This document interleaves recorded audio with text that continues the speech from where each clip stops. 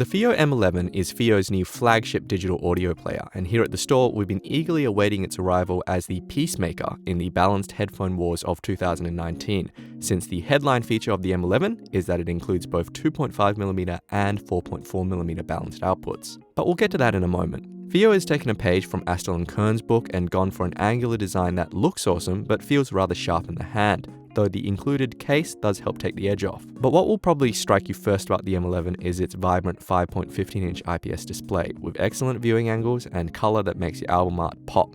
Thanks in part to the bigger display, the M11 is now significantly larger than the Fiio M9, though the M11 makes better use of the real estate thanks to its slim bezels. Throw in a 6-core Samsung processor that drives a fast and responsive Android 7 OS, and we finally have a DAP that looks and feels close to a modern smartphone. While the full-fat Android OS is a little more fussy than competing players from Sony and Astel & Kern, the OS delivers easy native support for streaming services including Tidal and Spotify. Some of our regulars at Minidisc have been looking forward to the arrival of the M11 because it's the first media player we've come across that includes both 2.5mm and 4.4mm balanced headphone outputs, as well as regular 3.5mm.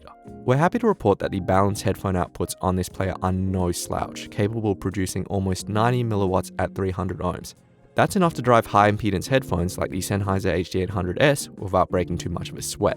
With a low output impedance of 1 ohm on unbalanced and 2 ohms on balanced outputs, the M11 produces a neutral linear output. And on paper, both the 2.5mm and 4.4mm outputs offer excellent channel separation from the dual AK4493 DACs. In fact, the Fiio M11 makes an excellent argument for the virtual balanced outputs on portable players in general. With ample power, the M11 is at home driving both large headphones and tiny earphones. Though we did notice significant hiss when using the M11 with very sensitive IEMs like the Campfire Audio Andromeda, so we can't necessarily recommend that pairing. Another weakness of the M11 is the relatively short 9-hour battery life when you use the balanced outputs, though USB-C quick charging does make that a little easier to swallow.